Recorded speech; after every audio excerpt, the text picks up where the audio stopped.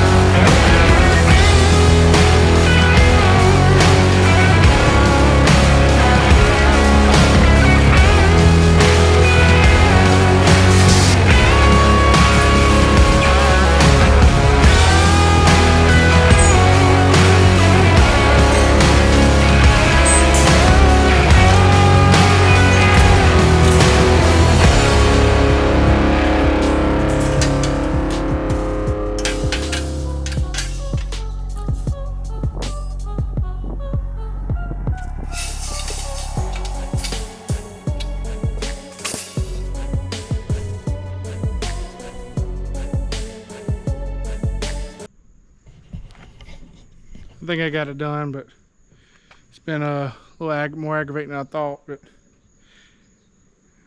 we'll have to see. When I put it out, we'll see how it goes. But I think it's fine. Just, you know, I'm not really much of a fabricator, but we're gonna make it work. We'll see.